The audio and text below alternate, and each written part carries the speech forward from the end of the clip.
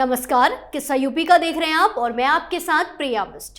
बहराइच हिंसा के बाद इलाके में तनाव कायम है, लोगों के दिलों में डर है। बीते दिन पुलिस ने एनकाउंटर के बाद 2 आरोपियों सरफराज और तालिब को अरेस्ट कर लिया। वहीं आरोपियों के एनकाउंटर के बाद जुम्मे की नमाज को देखते हुए पूरे जिले में पुलिस अलर्ट रही। महसी और महाराजगंज में जगह जगह पुलिस और पीएसी के जवानों की तैनाती की गई। मस्जिद के आसपास बैरिकेडिंग की गई। जिस जगह से हिंसा शुरू हुई थी वहां पर खास निगरानी रखी जा रही है। आने जाने वालों के आईडी कार्ड चेक किए जा रहे हैं, गाड़ियों की भी चेकिंग की जा रही है। लोगों की सुरक्षा के साथ साथ हिंसा फैलाने वालों पर तगड़ा एक्शन लिया जा रहा है, जिससे विपक्षी गैंग में हड़कंप मचा है। हमेशा की तरह एनकाउंटर पर सवाल खड़े होने लगे हैं। आज इसी पर चर्चा करेंगे और चर्चा के लिए मेरे साथ स्टूडियो मौजूद है कैपिटल टीवी के एग्जीक्यूटिव एडिटर राजीव जी। सर, बहुत बहुत स्वागत है आपका। धन्यवाद। अब सीएम योगी आगे क्या क्या एक्शन लेंगे? देखिए, एक्शन तो शुरू हो चुका है और आज जो जुमे की नमाज पर सवाल उठ रहा था कि जुमे की नमाज ये क्या है। जुमे की नमाज के बारे में इन लोगों ने पहले ही ये धारणा बना रखी है और जैसा इस्लाम में कहा गया है कि ये अकेले नहीं बल्कि इकट्ठा होकर पढ़ा जाएगा। इकट्ठा होकर पढ़ने का मतलब क्या होता है कि लोग इकट्ठे होंगे तो उसके बाद सबसे बातचीत की जाएगी, तकरीर होता है और एक इस्लामिक एकजुटता दिखाने की कोशिश। लेकिन ये अरब नहीं है, ये हिंदुस्तान है। यहां पर एकजुटता दिखाते हो और एकजुटता दिखाने के बाद परेशान हिंदुओं को करते हो, क्योंकि अब तक कई ऐसी घटनाएं सामने आ चुकी है जिसमें जुमे की नमाज के बाद दंगे हुए हैं। ये पहली बार नहीं हुआ, इलाहाबाद में हुआ, कानपुर में हुआ और उसके पहले जो सीएए के समय होता था उसमें भी ये बार बार कहा गया कि जुमे के नमाज के समय इन लोगों को एक मैसेज कन्वे किया जाता है और उस मैसेज में कहा जाता है कि चूंकि हर दिन इतने लोगों को इकट्ठा करना आसान नहीं है, तो उस दिन चूंकि सारे आसपास के मुसलमान मस्जिद जाते हैं तो मस्जिद में ही इन लोगों को ट्रेंड किया जाता है कि बाहर निकलोगे तो एकत्र होकर निकलना और जिस मोहल्ले से गुजरोगे ये देखना आसपास में हिंदू के मोहल्ले हैं तो वहां पर हंगामा करने की कोशिश करना, उसके लिए प्रवोक करना। अब प्रवोक करोगे तो तुम लोग तो भीड़ में जा रहे हो, वो सामने वाला तो कुछ लोग होगा जिसके साथ अगर झगड़ा होगा सब मिलजुल के पीट पाट के एक दहशत का माहौल तैयार कर सकते हो। इसलिए जुमे की नमाज की ये प्लानिंग आज भी थी और इसी के कारण योगी आदित्यनाथ की पुलिस ने रिपोर्ट सौंपी थी कि देखिए जुमे की नमाज जो चल रहा है उस समय ये लोग फिर से हंगामा करने की कोशिश करेंगे, क्योंकि 2 दिन पहले ही कुछ मौलानाओं ने कहा कि मुसलमान बुज़दिल नहीं होते, मुसलमानों को उकसाने की कोशिश न करो। अगर हिंदू इकट्ठा होगा, एकत्र होगा, एक साथ होगा, एकजुट होगा तो उसके बाद मुसलमान भी एकजुट होगा। ये धारणाएं इन लोगों ने बनाई थी। इसलिए जुमे की नमाज के समय क्या किया गया, बहराइच में जहां 30 से 40% तक मुसलमान हैं और बहराइच डिस्ट्रिक्ट की बात है, ये शहर में तो 56% तक मुस्लिम हैं जो बहराइच की बात की जा रही है। इसलिए मुस्लिम बहुल इलाकों से हिंदू जो यात्रा निकल रही थी उसमें इन लोगों को पैनिक कर दिया और इन लोगों ने उसमें दंगा फसाद की कोशिश की, गोली चलाई, मौत हो गई राम गोपाल मिश्रा की। अब इसका बदला तो लेना ही है। तो जुमे की नमाज के समय सतर्कता इसलिए बरती गई थी कि एक तरह से अनऑफिशियल ये जुमे की नमाज के प्रचलन पर ही प्रतिबंध लगा दो। ये बैन है। अगर तुम इकट्ठे हो रहे हो तो इसका मतलब है कि तुम कुछ गलत करने वाले हो, क्योंकि तुम्हारे लिए ये फीडबैक हर जगह से आ रहा है। तो हेलीकॉप्टर से निगरानी किए गए कि कहां कहां किन मस्जिदों के आसपास लोग इकट्ठे हो रहे हैं। सीआरपीएफ की टुकड़ियां वहां बुलाई गई थी, पैरामिलिट्री फोर्सेस भी वहां मौजूद, एसटीएफ के अधिकारी भी मौजूद और साथ ही पुलिस बल तैनात, यानी छावनी बना दिया गया। सिर्फ बहराइच को नहीं, बहराइच के साथ गोंडा में भी यही स्थिति देखने को मिली। कुछ पश्चिम उत्तर प्रदेश के मुस्लिम बाहुल जिले जैसे मुसलमानों की बात की जाती है, ये बार बार ये अखिलेश यादव जैसे लोग कहते हैं पीडीए का फार्मूला है। कौन सा? ये पीडीए का फार्मूला जो आपका है उसमें पिछड़ा भी है, दलित भी है और अल्पसंख्यक है। लेकिन अल्पसंख्यक का मतलब क्या होता है? अल्पसंख्यक का मतलब तो ये होता है कि किसी जगह विशेष में अगर उसकी आबादी 8% 10% हो तो अल्पसंख्यक मान सकते हैं। ये कौन सा फार्मूला है कि जिन जिलों में 50% से ज्यादा आबादी मुसलमानों की है वहां भी वो अल्पसंख्यक है? जैसे रामपुर में, जैसे मुरादाबाद में, इन जगहों पर 50% से ज्यादा आबादी है। ये डिस्ट्रिक्ट लेवल की बात है। मोहल्ले की बात करेंगे तो कई कई तहसील में 90% मुसलमान है। तो ये अल्पसंख्यक समुदाय नहीं हो सकता। कई जगह पर 40% से ज्यादा है, 45% से ज्यादा है। तो इन लोगों को अल्पसंख्यक का दर्जा नहीं मिलना चाहिए। उन जगहों पर इसको डिसेंट्रलाइज करना चाहिए, जैसे डेमोक्रेसी का डिसेंट्रलाइजेशन हुआ। लोकतंत्र में अगर आप पूरे देश के लिए एक व्यवस्था कर दो कि नहीं भाई पूरे देश में सिर्फ लोकसभा का चुनाव होगा, ये डिसेंट्रलाइजेशन कैसे होगा?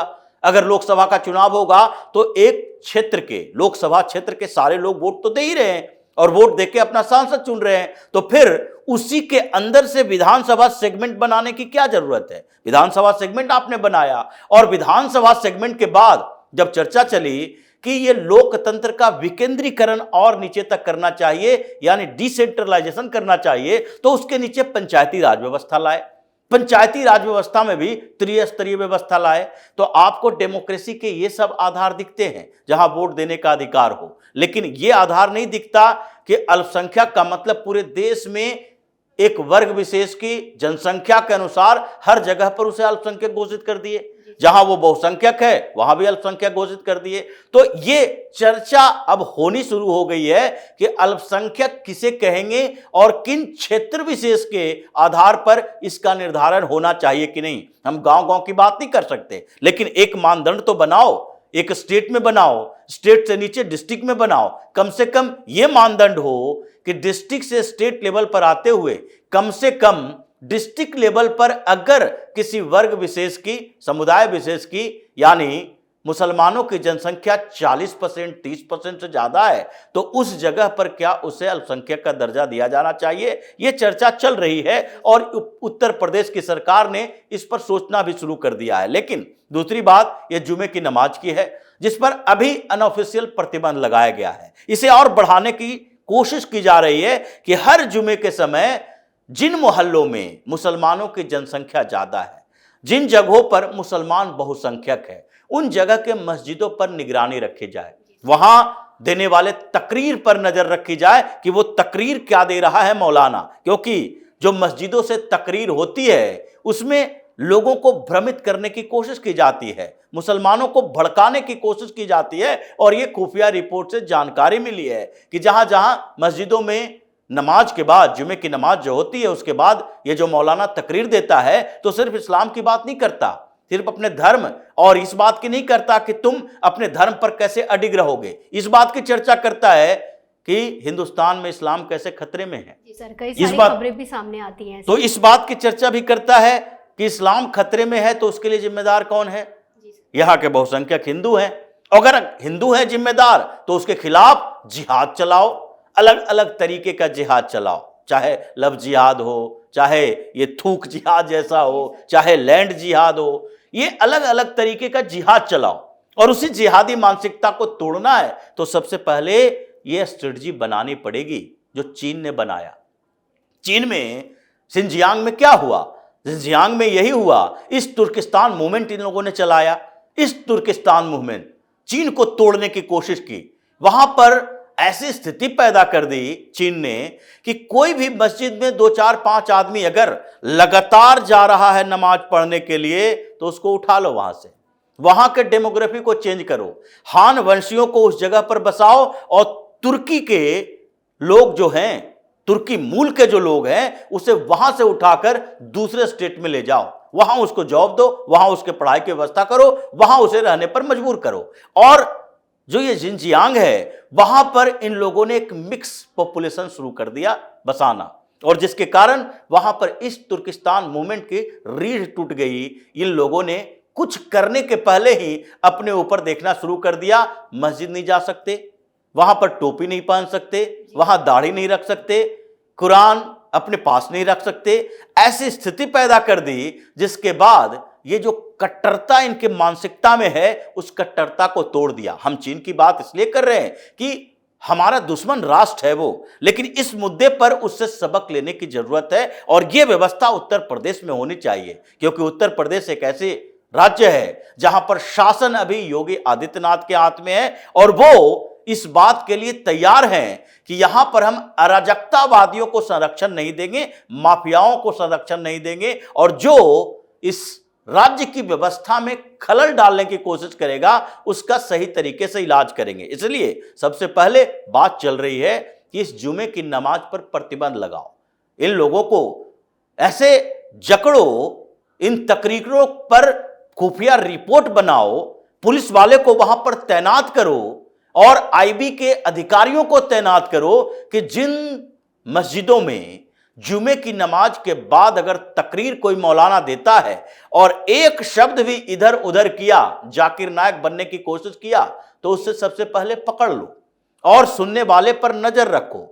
इसकी कट्टरता को कमजोर नहीं करोगे तो ये यहां पर अराजकतावादी तत्व ही बनकर रहेगा, शांति से दूसरे को रहने नहीं देगा। ये सो कॉल्ड शांति दूत इसी की भाषा समझते हैं। इसलिए बहराइच में जो इन लोगों ने किया उसका बदला का कार्यक्रम, एक्शन प्लान अभी भी चल रहा है और इसमें अगला स्टेप यही है कि हर मस्जिद पर निगरानी रखो, जुमे की नमाज पर अनऑफिशियली पहले बैन करो, वहां पर निगरानी रखोगे तो ये खुद ही डर जाएगा और उसके बाद इनकी ताकत को तोड़ो। जो ये ताकत इनके अंदर ये एकजुटता की है, इसे नहीं तोड़ोगे तो इसका घमंड नहीं टूटेगा, गर्मी शांत नहीं होगी। इसलिए निगरानी की व्यवस्था की गई, सीआरपीएफ बुलाए गए, एसटीएफ को जिम्मेदारी दी गई और बहराइच हिंसा में जो जो शामिल है उन लोगों का इलाज तो अलग तरीके से चल ही रहा है। इनकाउंटर भी हो रहे हैं, गिरफ्तारी भी हो रही है,